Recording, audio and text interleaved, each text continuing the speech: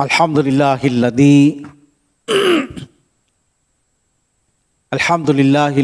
hadana li hada wa ma kunna linahtadiya laula an hadanallah. Asyhadu an la ilaha illallah wa asyhadu anna Muhammadan abduhu wa rasuluhu sallallahu alaihi wasallam. Assalamualaikum warahmatullahi taala wabarakatuh. Waalaikumsalam. Alhamdulillah, insyaallah ipagpapatuloy natin ang ating pag-aaral patungkol sa basic fiqh of rulings sa ating pananampalataya.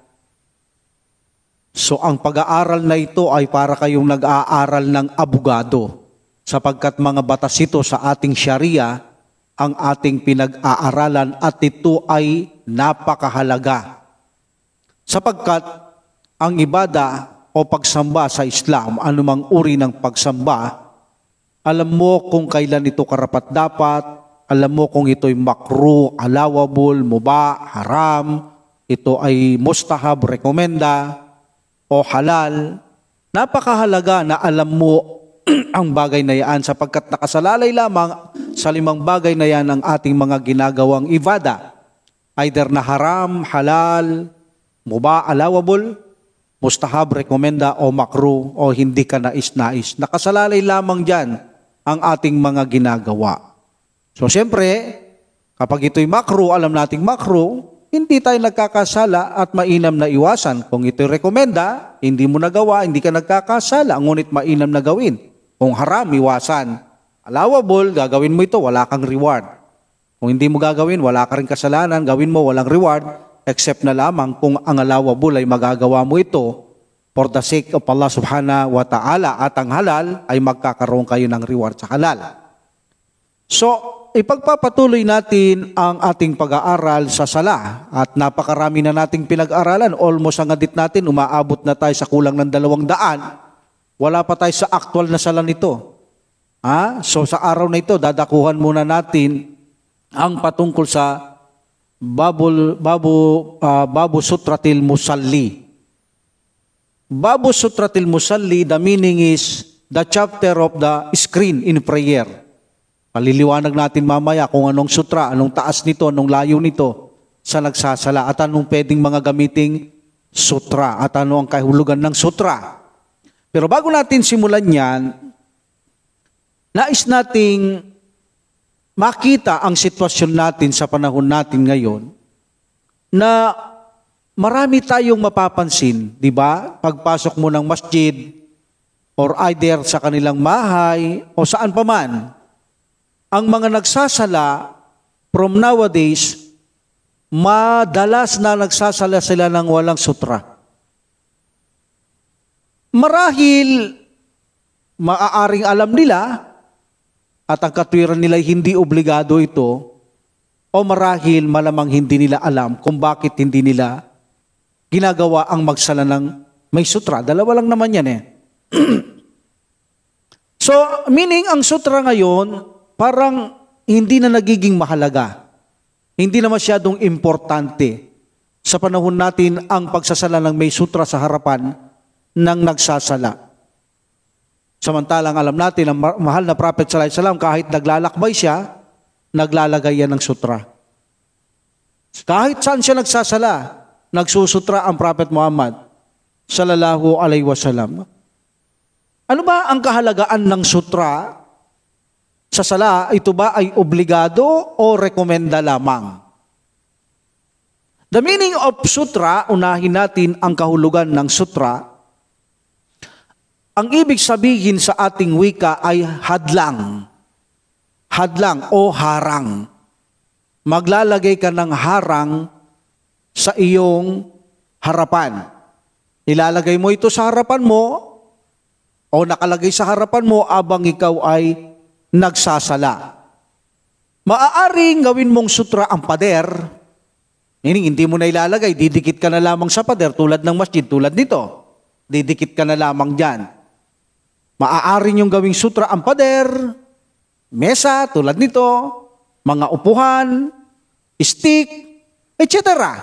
na ilalagay nyo sa inyong harang o kung hindi nyo mailalagay, nakalagay na already tulad ng wall na ito, pupwesto na lamang kayo sa harapan ng bagay na hindi nyo na inilalagay.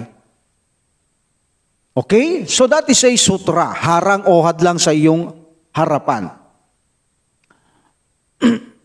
Ang kondisyon ng sutra, mayroong kondisyon ng sutra. Ang kondisyon ng sutra ay kung ano yung inuupuhan ng kabayo o mga kamelyong inilalagay nila. Diba sa panahon ng mga sahaba, tinatanggal nila yun eh. Yung saddle na yun, ilalagay mo yun, medyo mataas yun, 1 feet. So yun ang majority scholar, ang sutra ay kailangan 1 feet or above 1 feet. At alam natin ang hadith, ang Prophet sallallahu alaihi wasallam sa Battle of Tabuk, tinanong nila kung anong ang sutra na dapat ilagay. Sabi niya, yung upuan na ilalagay nyo sa kamelyo o mga kabayo. Tanggalin nyo, lagay nyo sa harapan nyo. At ito ay pinakamababa ang 1 feet at medyo kwadrado yon. Medyo kwadrado yon. Gayunpaman, kahit na ito'y kwadrado o stick, walang problema. Basta lampas ng 1 feet or 1 feet, ngunit mas mainam kung kwadrado. Kasi ang kwadrado, madaling makita ng tao para hindi siya dumaan sa pagitan ng sutra o screen o harang at sa pagitan mo. Nakikita niya agad, hindi ako pwedeng dumaan doon sa pagitan nila. Pero kung stick, minsan hindi mo agad mapansin, maaaring madaan ka sa pagitan ng stick o ng tao. Pero kung wala, ito'y ginawa din ng mahal na Prophet sallallahu alaihi wasallam kapag nagsasala siya sa disyerto, kung wala siyang kwadradong ganon, upuan na sa kamelyo o kabayo, maglalagay siya ng stick. So meaning kahit saan ang Prophet sallallahu alaihi wasallam, maglalagay pa rin siya ng kanyang harang o sagka sa kanyang harapan. Bagamat may hadith na guhit, kapag wala talaga, gumuhit ka. Gumuhit daw ang Prophet sallallahu alaihi wasallam sa disyerto nung talagang wala. Inshallah, kung may hadith dito yan, tatapikin natin. Mahina lang ang hadith na yan. Okay? Hindi ito malakas na hadith. Mahina yung guhit na hadith na yan. Ba't papaksay natin kung may hadith dito patungkol dyan? I hope meron yan. Hindi pwedeng mawala yun, inshallah. Okay? So, ang layo naman ng sutra, kapag ilalagay nyo, almost 1 feet or above, upuan, mesa, kahon, lampas ng 1 feet or 1 feet, ang layo niya, kapag kayo ay nagpatira pa, okay, nagpatira pa kayo, ilagay nyo na kung saan sa harapan nyo yung makakadaan yung asno o donkey. Meaning kaya niyang dumaan sa ulo mo na nagpatira pa ka at yung harang mo, dadaan siya sa gitna ninyo. Yun ang layo ng sutra ng Prophet sallallahu alaihi wasallam. Siguro almost 1 feet din yun kapag magpapatira pa siya or above 1 feet. So doon mo ilalagay almost 1 feet or above 1 feet or 1 feet ang yung sutra. Magpapatira pa ka, yung sutra mo, ayan ang harang mo, makakadaan yung donkey o ang asno o ang sheep or tupa. Makakadaan siya dyan. So yun ang layo ng sutra na inilalagay sa harapan ng nagsasala. Kapag siya'y nagpatira pa, ay makakadaan ang asno, tupa, kambing sa harapan ng nagsasala at sa pagitan ng kanyang sutra. Ang sutra na ito, alalahanin ninyo, hindi nakalagay kung saan-saan. Nakalagay lamang kung saan ka magpapatira pa. Okay? Pwede rin kayong gawin yung sutra yung taong nagsasala. Halimbawa, inabutan mong may nagsasala sa masjid, tatayo ka sa likod niya, gagawin mo siyang harang. So siya ang pinakasutra mo. Kaya makikita nyo, yung mga nagsasala, minsan madalas pupunta sila sa likod ng nagsasala. Bakit? Ginagawa nila yung sutra o harang nila sa kanilang harapan. Ang wisdom kung bakit ang sutra ay ginagawa ng Prophet sallallahu alaihi wasallam upang proteksyonan niya ang iyong sala. Upang proteksyonan ang iyong sala na hindi dadaan ng tao sa harapan mo. Hindi dadaan. So meaning kapag nakita yan ng Muslima, may sutra to, hindi ako pwedeng dumaan doon. So hindi dadaan dito ang tao. Yun ang ibig sabihin ng sutra. Kapag naglagay ka sa harapan mo ng harang, either pader, either tao, mesa, bangko, kahon, ibig sabihin sa pagitan ng sutra at ikaw, hindi dadaan doon ang tao o ang isang Muslim. Liban sa likod ng sutra. Halimbawa, may sutra kang gantong mesa, nandito ka nagsasala, dito sa harapan, pwede na siyang dumaan. Pero kailangan bilisan niya ng konti para hindi ma-distract yung nagsasala. Hindi yung dahan-dahan, nakikita siya nagsasala, maaari ma-distract din yung nagsasala. Okay? Alhamdulillah. Dahil mayroong hadith na kapag dumaan ng donkey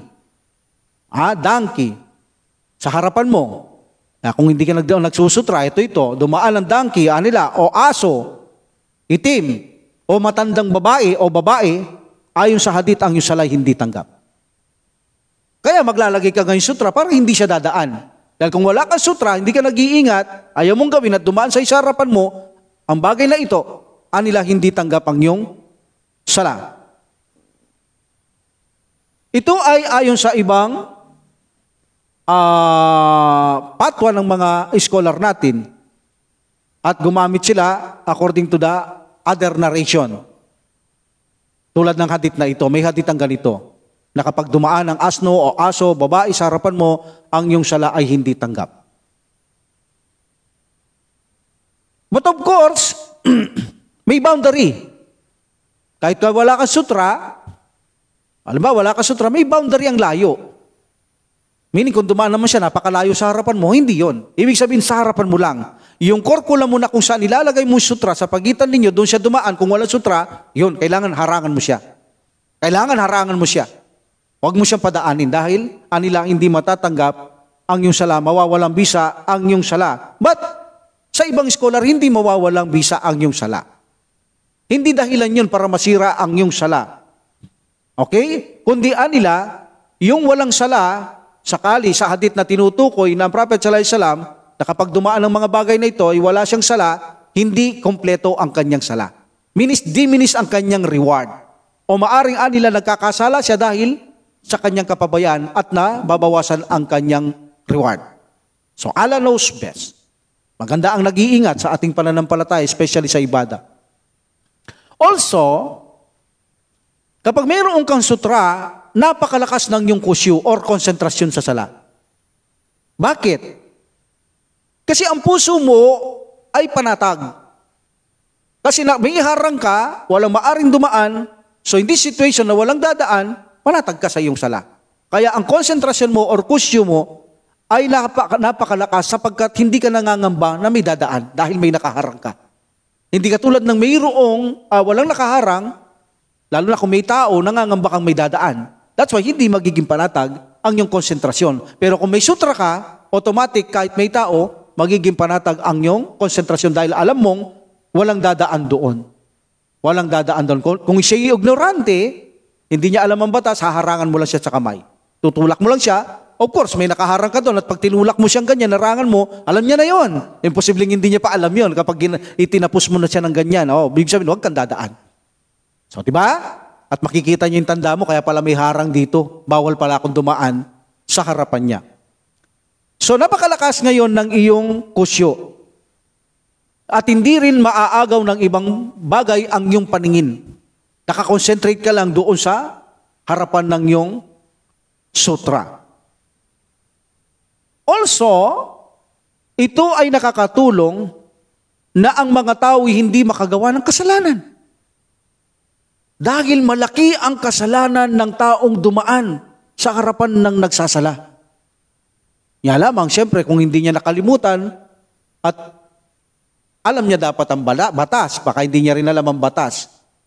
Okay? Baka hindi niya rin alam batas, o kaya nakalimutan niya, hindi mai-a-apply sa kanya ito. Mai-a-apply sa kanyang malaking kasalanan kung alam niya ang batas, tapos dadaan siya without necessity or without reason. Kasi meron exemption dito. Tatapikin natin ito. Okay? So in this situation, kung ang tao ay dadaan sa harapan ng nagsasala, ay napakalaking kasalanan. Mamaya na natin tirahin ito sa hadith. Doon ko papaksahin yung malaking kasalanan ng isang Muslim na alam niya ang batas dito at pinilit niyang dumaan sa harapan ng nagsasala without valid reason. Napakalaking kasalanan ang ginawa nito. So dahil sa sutra mo, natutulungan mo ang isang Muslim na hindi siya magkasala. Di ba? Napakaraming biyaya ng sutra kung alam natin. Napakaraming biyaya ng sutra. At ito ay sunna ng mahal na prophet sallallahu alaihi wasallam. So, if this is a sunnah, this is also a blessing na masunod mo ang mahal na propeta Muhammad sallallahu alaihi wasallam. So meaning, kung ayaw mong gumamit ng sutra, talagang hindi ka gumagamit na alam mong dapat kang gumamit tulad ng mahal na prophet sallallahu alaihi wasallam, so iniiwanan mo ang biyaya. Anong biyaya doon? Yung masunod mo ang sunnah ng mahal na propeta Muhammad sallallahu alaihi wasallam. At ang paglagay ng sutra, ito ay pagsunod sa kautusan ng propeta Muhammad sallallahu alaihi wasallam mula kay Allah subhanahu wa ta'ala, at may hadith din tayo niyan na ipinag-uutos niya ang sutra kapag tayo ay nagsasala. So inshallah, dakuan natin yan kapag nasumpungan natin ang hadith sa bagay na yan. So meaning, kapag ikaw ay gumagamit ng sutra na susunod mo ang utos ng prophet sallallahu alaihi wasallam, anong mangyayari? Magkaka-reward ka. Tiyak yun.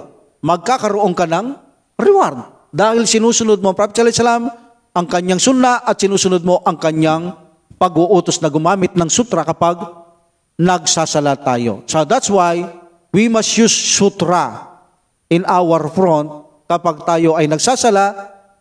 Kung ito man ay obligado o hindi, but it's much better, tiyak yun, na gumamit tayo ng sutra. Aalamin natin yan kung obligado ba ito o rekomenda lamang.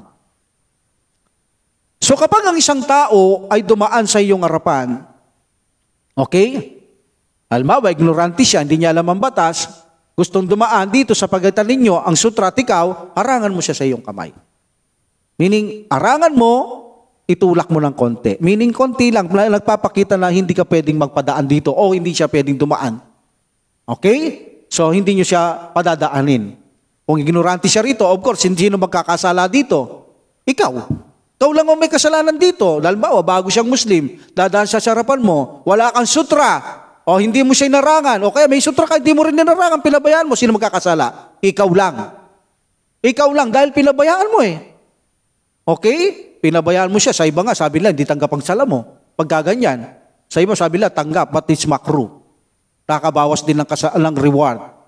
So, ikaw ang magkakasala dahil ikaw ay nagpabaya. Ang taong yan, walang kasalanan, walang pananagutan. Hindi niya pa alam ang batas. Sinigurante pa siya bago pa siyang Muslim. Hindi sana kung matagal na siyang Muslim, hindi siya nag-aaral. Yes, mananagot siya sa Allah subhanahu wa ta'ala kung hindi siya nag-aaral. Bakit?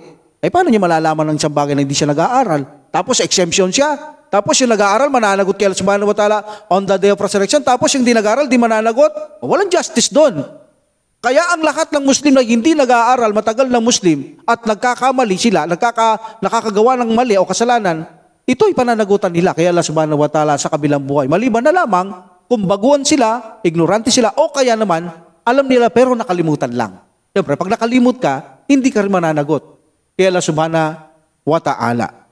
Okay? Siguro naman, wala naman natutulog na dadaan. Bagay, mayroon minsan natutulog, naglalakad. Malay natin, natutulog siya, naglalakad. Hindi rin mananagot yan. Yes, may mga taong naglalakad kapag sila natutulog. Ano bang tinatawag sa Tagalog noon? Brother Ramir. Anong tawag sa Tagalog ng mga taong gising lumalakad? Hindi ko alam sa Tagalog to eh. Alimpungatan ba yon? Tagalog ba yon? Yun, alimpungatan sila. Tagalog pala yon. So di ba may mga taong ganyan, pero alam nilang ginagawa nila. Pero makikita mo, pag tinanong mo kinamugahan, hindi niya man alam yon. So may posibilidad din na dumaan siya kahit natutulog dahil sa alimpungatan. Hindi rin siya mananagot dahil hindi niya naman alam yon eh. O kaya nakalimot, o kaya bagong Muslim at hindi niya pa alam ang batas, o kaya nag-aaral siyang Muslim, ngunit hindi niya naabutan ng batas niyan, hindi rin mananagot ang Muslim na yan. Okay? So, alhamdulillah, ang tanong ngayon, ito ba ay obligado maglagay ng sutra harang sa harap, 1 feet? O ito ay rekomenda lamang? So mayroong isang pinakamalakas na opinion dito at kasama na rito ang 4 na madhab, Hanbali, Shafi'i, Hanbaliya, Maliki, Hanafiya. They are all agree na ito ay rekomenda lamang. Hindi ito obligado. Meaning this is a majority. Hindi obligado, rekomenda lamang. Dahil anila, hindi isang dahilan ang sala ay mawalang saysay dahil lang sa pagdaan ng tao. At hindi rin pwedeng dumipende na ang sala'y matanggap dahil dapat ay walang dadaan na tao. So, anila, hindi nakadepende dyan ang sala. Ang sala ay nakadepende ayon sa pamamaraan ng mahal na Propeta Muhammad sallallahu alaihi wasallam para tanggapin ito ng Allah subhanahu wa ta'ala. At sila ay naglagay ng ebidensya, siyempre, kulhatu burhanakum in kuntum sadikin. Show your proof if you are truthful. Sabi ng Allah subhanahu wa ta'ala, magpakita kayong proof kung kayo ay talagang tunay o totoo. So kapag may ikhtilaf, kailangan mayroon mga proof ang bawat isa, di ba? So unang ginamit nilang proof na sinabi ng Propeta sallallahu alaihi wasallam, kung mayroon isa sa inyo na magsasagawa ng sala at may nais dumahan sa harapan, at kapag ito'y nagpupumilit, harangan nyo at nagpumilit, pwede nyo persahin. Kahit may sutra ka, pag nagpupumilit, pwede nyo persahin, harangin yung kamay, tapos ay persahin ninyo. So anila, ito'y nagpapakita na kung ikaw ay may sutra, ay maaari mo siyang harangan din kung dadaan. Even na walang sutra, maaari mo din siyang harangan. Anila. Okay? So inutos ng Prophet sallallahu alaihi wasallam maglagay sutra kapag nagsasala. Kapag dadaan ng tao, harangan mo. Meaning harangan mo dahil dadaan siya sa harapan mo. Even na walang sutra, anila, haharangan mo siya. Kaya anila, bagamat ang hadith ay may sutra, maaari din gawin ang walang sutra kapag ito ay nagsasala at kapag dadaan sa harapan mo ay harangan mo, kapag nagpupumilit ay puwersahin mo. Okay? Iyon ang isang ebidensya na ipinakita nila. And they said also na ang Prophet sallallahu alaihi wasallam mula ito kay Ibn Abbas radhiyallahu an, at ito'y Bukhari rahimahullah, authentic na hadith. Sinabi ni Ibn Abbas radhiyallahu an, ako'y dumating sa Mina. Okay? At nasa tamang gulang na ako, meaning obligatory na dito si Ibn Abbas radhiyallahu an. Ang sugo ay nagsasala, dumating siya, nagsasala sila. Kasama niya ang mga companions o mga sahaba. Okay? Habang walang nakalagay sa kanyang harapan. Walang harang, walang sutra na nakita si Ibn Abbas. Okay? At sa ibang report,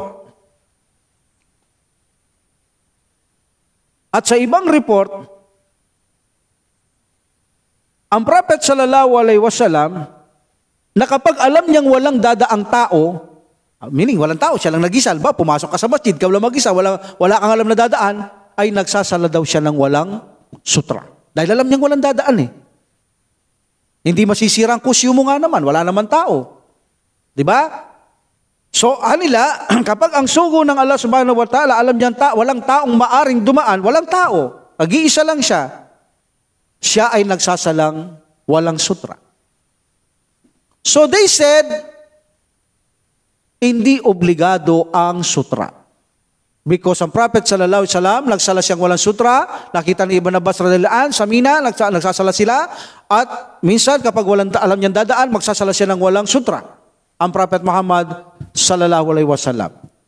So that's why anila, kung may dadaan man tao sa harapan mo, gaya na sinabi sa hadith na ito ay ang sala ay walang sala sa kanya, hindi ibig sabihin na siya ay na-imbalido ang kanyang sala, kundi na-diminis ang kanyang sala, or either ito ay makro lamang at hindi na-diminis ang kanyang sala. Makro nga lang ang gawaing nagpapabaya na may dumadaan sa harapan mo abang nagsasala. Ang sabi naman ng iba, ito ay nakakabawas ng reward dahil sa pagsuway mo at hindi pag-iingat sa iyong pagdarasal.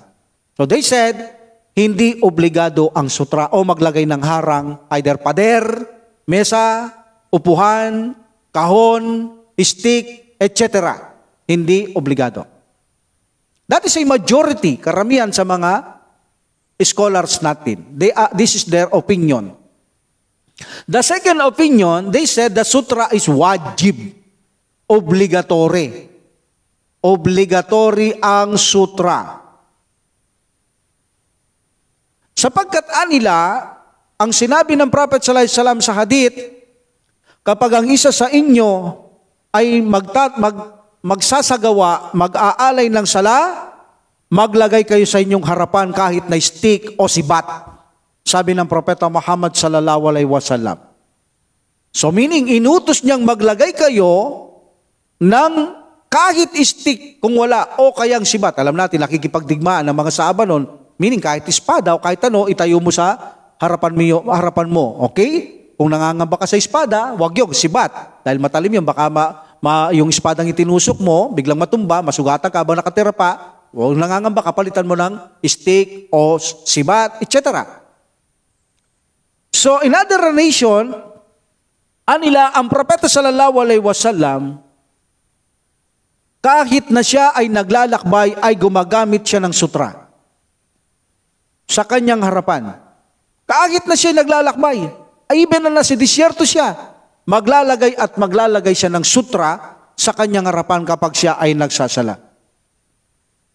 Sa iba, kapag walang-wala, gumuguhit daw siya sa lupa o disyerto o buhangin. Tatakuan natin to kapag may hadith, kapagkat anila ang hadith na ito ay weak lamang, yung guguhit ka lamang sa lupa. Okay? So in this situation, anila ang paglagay ng sutra ay obligado para sa kanila. Ang tugon nila sa hadith, na kung saan ito ay Bukhari,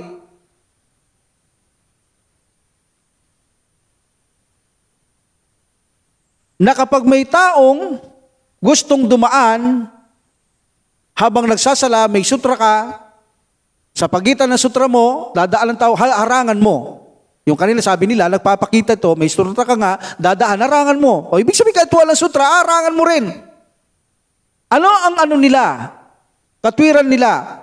Sabi nila, hindi mo pwede sabihin na kahit walang sutra, harangan mo. Dahil may sutra nagsasala ito, dadaan sa pagitan ng sutra, nagsasala, harangan mo, tapos sabihin mo, kahit walang sutra pwede. Walang ganung nakalagay, nila. Walang nakalagay na ganun sa hadith. Ang nakalagay sa hadith ay harangan mo kapag nagpumilit, persahin mo. Hindi sinabi sa hadith na kung kahit na walang sutra.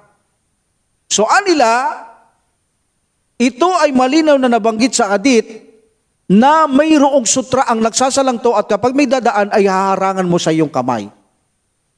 Yaong naman kay Ibn Abbas radiyallahu an, ang kanilang sagot na ang Prophet sallallahu alaihi wasallam nag-iimam siya rito in Mina, kasama ang mga sahaba.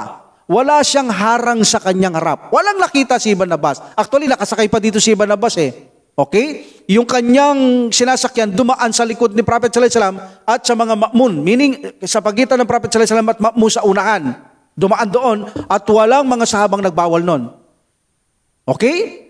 So, paano natin paliliwanag to? Unang-una, dapat nyo munang malaman, ito ang mahalaga, ang sutra ay para lamang sa musalli at imam. Anong ibig sabihin ng musalli? Yung isang nagsasala. O imam, isa lang. Hindi apply ang sutra sa ma'mum. Meaning, ang mga ma'mum walang istorya na gumagamit sila ng sutra. Bagamat ang iba'y nagsasabi ang sutra ng ma'mum ay ang imam. Okay? But majority walang sutra ang ma'mum. Bakit? Kung ang ma'mum ay may sutra din, ang imam, paano yung dumaan na sinasakyan ni Ibn Abbas? Dapat binawalan nila yon. So lumilitaw na hindi kailangan ng ma'mum ang sutra. So kahit dumaan ng anumang klaseng animales, tao, donkey, aso, sa harapan ng mga ma'mum, meaning yung ma'mum yung mga followers na nagsasala ng imam, so walang masama. Sapagkat hindi apply ang sutra sa ma'mum. Sa imam lamang at sa musalli o nag-iisang nagsasala. Pero nasaan dito yung sutra ng Prophet sallallahu alaihi wasallam? Anila, ang sutra dito ng Prophet sallallahu alaihi wasallam kapag siya'y nag-iimam, kung wala siyang nakatayo sa harapan niya, mismo ang kanyang sarili ang siyang sutra. Mismo ang kanyang sarili ang kanyang sutra. Kaya ang iba sabi nila ang sutra ng ma'mum ay ang imam. So meaning, ang imam mismo ang sutra. Meaning, dito ang Prophet sallallahu alaihi wasallam, mismo ang kanyang sarili ay ang kanyang sutra. Anila. Kaya wala ka nang makikita sa kanyang harapan, sapat na ang kanyang sarili ay maging sutra ng Propeta Muhammad sallallahu alaihi wasallam. So that's why, anila, kapag ang sino mang dumaan sa harapan ng nag-iisang nagsasala, hindi siya malayo kasi may sukat naman to kahit wala kang sutra Okay, mamaya bigay natin ang sukat ng Bangla Sutra. Paano ba kalayo dapat dumaan ng isang tao? So anila ang sino mang dumaan dito, ang yung prayer ay reject. Sa kanila, reject ang yung prayer. Hindi tanggap ang yung sala. Bakit? Kasi iniwanan mo ang pag-uutos hindi ka naglagay ng sutra meaning, sumuway ka. Nang may dumaan, dumaan siya, hindi mo napansin, sira ang yung sala. Bakit? Ay hindi ka nagsagawa ng pag-iingat at ikaw ay hindi nakinig kay Propeta Muhammad sallallahu alaihi wasallam. Pagsuway ang yung ginawa. Kaya kasalanan mo yon. Anila, iniwan mo ang malaking biyaya mula kay Allah subhanahu wa ta'ala na ginagawa ng Prophet sallallahu alaihi wasallam, iniwan mo yan. Sayang ang mga gantimpala kung hindi ka nagsusutra. Kahit sabihin nilang hindi obligado, sayang pa rin ang hindi ka nagsasagawa ng sutra. But the most correct opinion, this is a recommenda. That is the most correct opinion. But kahit na ito ay most correct opinion, kung titingnan natin, matatag din ang opinion ng pangalawang ito. Matatag din ang opinion nila na ito ay wajib ang sutra. So dahil sa parang matatag din ang kanilang opinion, anong dapat gawin? Mag-ingat tayo. Sa paanong paraan? Kailangan na natin gumamit ng sutra para hindi tayo mapalagay sa panganib. Dahil kapag tatama ito, at may dumaan na tao, hindi tatanggapin ng isala. Ngayon, kung hindi naman ito obligado, sabi nila, recommenda lang, katulad ng majority, mayroon bang masama kung gumamit ka ng sutra? Magkakaroon ka ng reward, di ba? Kanila, walang masama. At kung tatama naman ito, may masamang epekto sa sinasabi nilang hindi obligado. Pero kung ito hindi obligado at gumamit ka sutra, sa kanila safety sila, walang masama dahil magkakaroon na sila ng reward. Nasusunod pa nila ang Propeta Muhammad sallallahu alaihi wasallam. So in this situation, anila, mas mainam na gumamit tayo ng sutra. Hindi natin dapat baliwalain ang sunnah ng mahal na Propeta Muhammad sallallahu alaihi wasallam.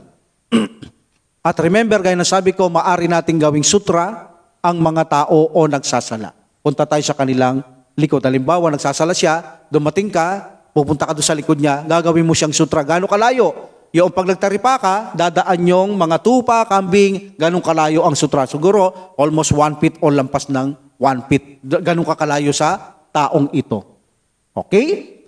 Alhamdulillah. So, mahirap na kahit na majority pa ang rekomenda, mahirap na, di ba? Kailangan safety. Ang Muslim, sigurista. Kaligtasan to, hindi naman ito laro. Hindi ito games, hindi ito sugal. Kaligtasan ang usapan dito. Kailangan dito, ikaw ay mas sigurista. Okay? Let's take a look. Anila? Kung hindi part dito, majority, rekomenda lang. At gagawin mo ito, anila, may masama? Wala, di ba? Magkakaroon ka pa ng reward. Nasunod mo pa ang sunnah. Natanggap mo pa ang biyaya. Paano anila kung ito'y part? Obligado ang paggamit ng sutra. Mayroon ba nawala sa kanila? Mayroon sa kanilang mawawala. Pero yung taong kahit na sila ay naniniwalang hindi obligado at naglalagay ng sutra, walang mawawala. Nagkakaroon pa rin sila ng reward. Remember, ang sutra ay para lamang sa imam o sa isang nagsasala, hindi apply ito sa ma'mum. Okay?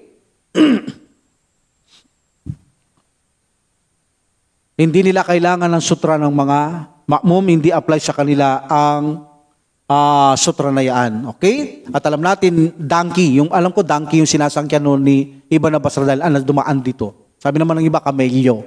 Okay? Kita nyo, hindi man tinaboy yung kamelyo o donkey ng mga saba. Bakit? Hindi naman kailangan ng sutra ng ma'mum Ang kailangan lang naman may sutra yung imam o kaya yung isang taong nagsasala. Okay? Now, dakuhan natin yung hadith para may pagpatuloy nating ipaliwanag ang iba pa. So, dalawang hadith lang ang dadakuhan natin sa araw na ito. Okay? This say babu, sutratil musalli, this say screen in a prayer ng isang nagsasala. Okay? Hadith 180.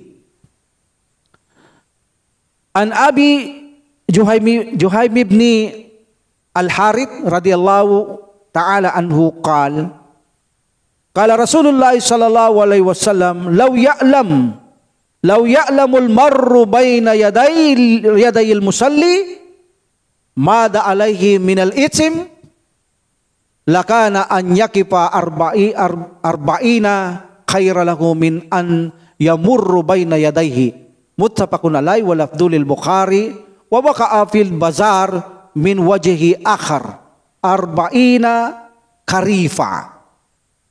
Sa hadith na ito yung sinasabi kaninang gaano ba kalaking kasalanan ng taong dumaan sa kanyang harapan na nagsasala at alam niya ang batas dito.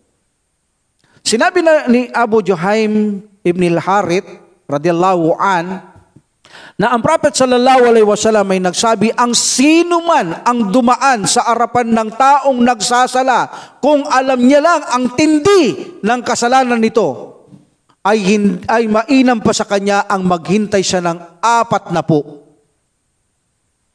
So gaya na sabi natin kanina, yung 40 Bukhari Muslim to, yung 40 dito, according to Al-Basar, in another nation, they added na 40 years daw. Mas mainam pang maghintay ka ng 40 taon. Meaning, hindi ka dadaan. Kung alam nyo lang ang tindi ng kasalanan ng dadaan, meaning sabi ng Prophet sallallahu alaihi wasallam, hindi ka dadaan. Mas mainam pang maghintay ka ng 40 taon. Sa other narration, 40 buwan. 40 buwan, matagal pa rin yun. Kahit na 40 linggo lang to, matagal din yun. Ganun ka katagal maghintay. Paano pa yung 40 years? Dumaan ka sa nagsasala. Ha? Meron siyang sutra. Nakikita mo, dinaanan mo siya. O kahit walang sutra, nang walang necessity or valid reason para ikaw ay dumaan sa harapan niya. Anong ibig sabihin? Anong ibig sabihin na kung alam mo lang ang kasalanan na ito, ng pagdaan sa nagsasala ay mas mainam pang maghintay ka ng 40? Meaning kapag dumaan ka ba, hindi ka muna magsasala ng 40 years? Dahil sa nagawa mong malaking kasalanan sa pagdaan? Hindi. Ang ibig sabihin na kung alam mo lang ang tindi ng kasalanan ng pagdaan sa nagsasala, kahit maghintay ka ng 40 years na, ay hindi ka dadaan sa harapan niya. Meaning kahit 40 years hindi ako dadaan, kahit 40 years hindi ako dadaan. Dahil bakit? Matindi ang kasalanan kapag dumaan ka. Kaya maghihintay ka kahit gaano katagal, hindi ka lang dadaan sa harapan ng nagsasala. Yun ang ibig sabihin ng Prophet sallallahu alaihi wasallam. Kahit na maghintay ka ng 40 years o 40 months o 40 weeks, maghihintay ka, hindi ka dadaan sa harapan ng nagsasala. Yun ang ibig sabihin ng mahal na Propeta Muhammad sallallahu alaihi wasallam. Meaning bakit? Bakit kailangan mo maghintay kahit gano'ng katagal? Dahil matindi ang kasalanan ng taong dadaan sa harapan ng nagsasala. Allahu Akbar. That's why inutos ng Prophet sallallahu alaihi wasallam na maglagay ng sutra para ang tao ay tulungan na hindi makagawa ng malaking kasalanan. O kapag dadaan, ay haharangin mo siya para hindi siya dadaan at hindi siya magkasala. Okay, kung alam niya ang batas dito. So kung nais niyang dumaan, kung walang sutra tayo, nais niyang dumaan, gaano naman siya kalayo na dadaan? Tatantyain niya yaong kung saan nagpapatira pa ang noon ng tao at magdadagdag siya ng makakadaan ng donkey o kaya yung asno. At magdadagdag pa siya another because yung saddle, yung upuan, kodrado yon, magdagdag siya ng kaunti pa doon sa, maliban doon sa, between ng sutra at saka patirapaan, magdagdag pa siya ng konti. Ayon sa iba, 1 feet. It's enough. But ayon sa iba, 1.5. So meaning, tatantyain mo yung kanyang sutra, yung tirapaan, pagkatapos mag-add ka ng 1.5 feet, doon ka pwedeng dumaan. Kahit walang sutra. Pero kung papasok ka doon sa sukat na iyon, kailangan huwag kang dadaan dahil mas mainam pag kahit maghintay ka 40 years, kung alam mo lang ang kasalanan na dadaan sa harapan ng sasala, hindi mo gagawin. Kahit 40 years, mag-iintay ka kung alam mo lang. At in this situation, kung hindi kayang abutin ng isang tao, ang isang dadaan, magbigay siya ng sinyal. O kaya naman, magsinyal siyang ganyan.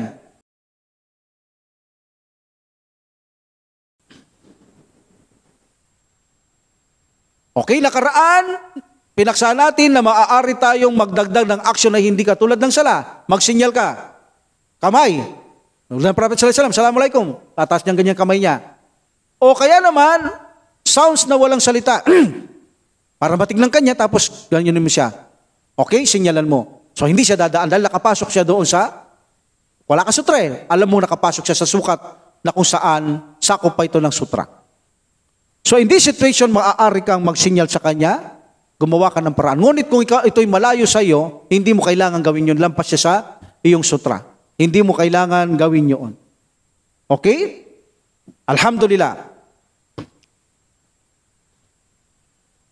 According to Hanafiya at Malikiya, ang sutra mula sa paa, ito na, paa naman, sa nagsasala ay 5 feet. O, doon ka dumaan, lampas ng 5 feet. Mula yung sa paa, pag tumayo yung nagsasala, musalli, hanggang 5 feet. Sukati mo sa paa, 5 feet. Doon ang sutra, nila. Ang iba naman, ay pinapahigit nilang 5.5 na 5.5 feet. So maaari ka nang dumaan doon kung wala itong sutra. At remember, hindi apply sa ma'mum ang sutra. Meaning kung nagsasalakal sila, etong imam, etong ma'mum, dumaan ka sa pagitan nila, no problem. No problem. At tapos luminya ka pa sa harapan, pero hindi tama yun, ha? Kung sa huli ka, sa huli. Sampul lang to. Halimbawa, o isang linya na lamang. Gawin natin isang linya. Okay. Now, may pinto dito sa harapan. Okay? May pinto sa harapan. Ngayon, nag-iimam na. May pinto sa harapan, pumasok sa harap. Of course, yung mga ma'mum nasa harap niya, may nakita siyang siwang sa bandang gitna at pumasok siya doon sa between the imam and ma'mum at luminya siya doon. No problem. Bakit? Hindi kailangan ng ma'mum ang sutra. Hindi apply sa kanila ang sutra. Huwag siyang dadaan doon sa harapan ng imam anila. Yun dahil doon ay may sutra. Okay? Bagamat ang sabi ng iba, sarili ng Prophet sallallahu alaihi wasallam, sometimes sa kanyang sutra, but madalas naglalagay siya ng sutra ang Prophet Muhammad sallallahu alaihi wasallam sa kanyang harapan. At remember, hindi na-apply ito sa ignorante, bagong Muslim, sa mga nakalimot o kaya natutulog na naglalakad. Hindi ito apply sa mga taong ito. Okay? Alhamdulillah.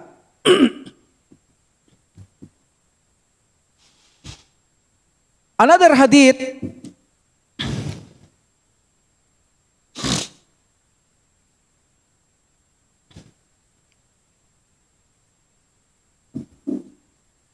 Hadith 181.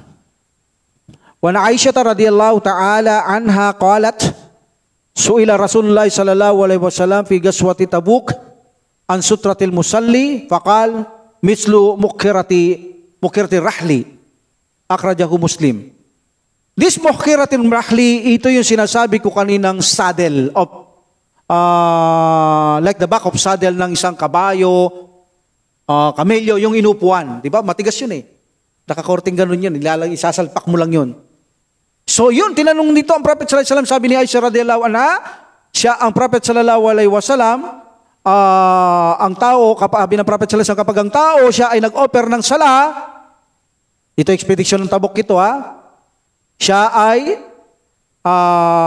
nararapat kung siya ay maglalagay ng sutra, ay kinakailangan kasing laki ng isang upuan na inilalagay ninyo sa inyong mga sasakyan, either kamelyo o kabayo man ito. Sabi ng Propeta Muhammad sallallahu alaihi wasallam. So in this situation, ipinapakita na ang taas ng sutra ay almost 1 feet nila. That is a boundary, 1 feet. Hindi bababa. Kung tataas, that is okay. Ayon sa kanila itong estimation sa pag-aaral na sa mga upuan ng inupuan ng mga sahaba noon, almost ang pinakamababa ay 1 feet at mataas ay lampas ng 1 feet. That's why ang sukatan na ibinigay ng Prophet sallallahu alaihi wasallam kung magsasala ang isang tao at gagamit ng sutra ay kailangan ito'y 1 feet. At alam natin, kodrado ang mga upo na yun dahil sasalpak mo sa katawan ng hayop to eh. So meaning malapad. So much better kung malapad. Dahil bakit? Dahil kapag malapad kasi kitang-kita tapos nakakadagdag pa ito ng space. Kung ito'y sutra mo, yung una, ka nagpapaterpat at may space na kayo, tapos yung lapad niya sa likod, nakakadagdag pa yung paring tao, mas malayo ang kanyang dadaanan. That is better. Pero tulad ng Prophet sallallahu alaihi wasallam, kahit stick lang naman ay gumagamit ang mahal na Prophet sallallahu alaihi wasallam kung talagang wala ang Prophet sallallahu alaihi wasallam ay gumagamit ng stick. So ito, ang hadith na ito ay nagpapakita ng sukat ng inyong gagamiting sutra. Meaning kahit mataas, pader, mesa, upuan, it's better, walang problema sa ganitong sitwasyon. Okay. But ang tanong ngayon, mayroon ba itong exemption? Mayroon bang exemption? Yes. Unang-una, ang exemption ng sutra na hindi ka nagagamit o dadaan ang tao sa harapan ng nagsasala ay tulad ng Makkah. Dahil imposibleng makagamit ka ng sutra sa Makkah. Bakit? Dikit-dikit ang tao. Ano gagamitin mo sutra doon? Saan dadaan ang tao? Ilalagay mo sila sa kahirapan. Diba? That's why according to Malikiya,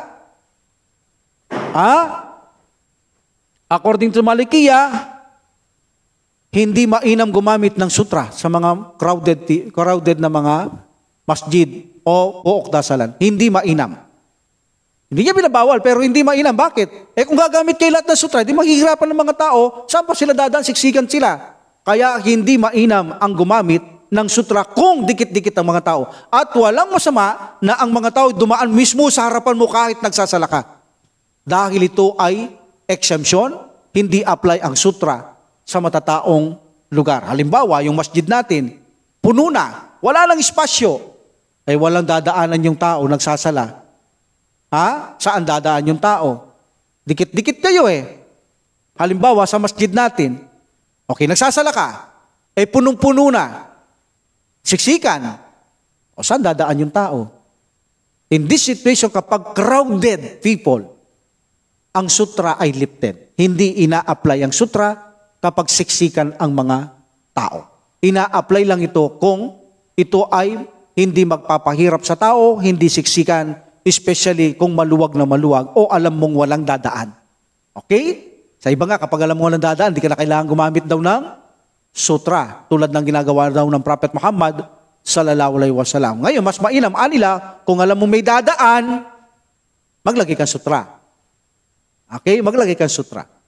Mas mainam yun anila. So, mayroon mga exemption kung bakit hindi ina-apply ang sutra kapag ito ay matao dahil para hindi malagay sa kahirapan ang mga tao dahil labag sa Islam, sa ating aral, sa pananampalataya na kapag ang isang bagay na gawaing ibadah ay magpapahirap sa tao, ito ay hindi ipinapahintulot. That's why lifted dito yung pagpapahirap sa tao. Kaya kung dikit-dikit kayo, makadikit-dikit yan, ay saan dadaan ng tao, walang dadaanan. So kahit dumaan siya sa harapan ng maraming nagsasala, ay walang masama sapagkat necessity na ito, valid reason na ito, walang dadaanan ng tao, maliban sa harapan ng mga taong nagsasala. In this situation, ay pinapahintulot na dumaan ang isang Muslim na dumaan sa mga nagsasala. Pero paano yung nagsasala ka? Diba sabi ko kanina, gagawin yung sutra yung nagsasala. Paano kung umalis yun? Apply ba sa'yo yun? Halimbawa, nagsala ka, dumating ka sa masjid, nagsasala siya, ginawa mo siyang sutra ngayon. Tapos na siya, umalis siya. Apply na ba sa'yo yun? Hindi. Apply lang ang dumadaan sa sutra, apply lang ang mga taong nagkakasala na alam nila o ang ma'mum na hindi nagmusalli na hindi niya inaharangan. Kapag dumadaan nito, yaong mga dadaan lang. Dadaan lang. Hindi apply yung ginawa mo siyang sutra, umalis siya, hindi apply yun. Bakit? Hindi naman dumaan yun May dalil ba tayo doon? Of course, meron. Minsan ang Prophet sallallahu alaihi wasallam habang natutulog si Aisha radhiyallahu anha, nagsasala siya. Of course, hindi part dito. Bahay ito Natutulog si Aisha radhiyallahu anha. Saan siya? Nandoon siya sa tirapahan niya. Nandoon siya sa tirapahan niya. Okay? So, abang nagtitira pa ang Prophet sallallahu alaihi wasallam, every time na prostrate siya, sumasayad pa nga yung kanyang noo o ulo sa paa ni Aisha radhiyallahu anha. And then, nagising siya. Nakita niya ang Prophet sallallahu alaihi wasallam nagsasala, nahiya si Aisha, umalis siya. Walang kinaiba yon sa isang taong nagsasala sa harapan mo, natapos siya, tapos umalis siya. So, ibig sabihin, hindi naman dumaan kasi si Aisha radhiyallahu anha, tumayo siya at umalis siya. Yung pinagbabawal dito, yung dadaan ka sa sutra, either sa kanan o sa kaliwa, dadaanan mo yung nagsasala, yun ang pinagbabawal. Pero kung nasa harapan mo ang tao at ginawa mo sutra at pagkatapos nauna siya magsala dahil nabutan mo siya at umalis siya, hindi apply yun.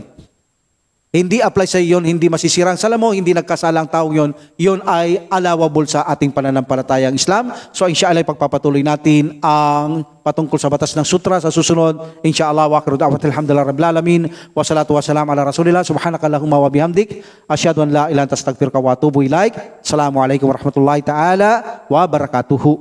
Waalaikumsalam warahmatullahi wabarakatuh. Allah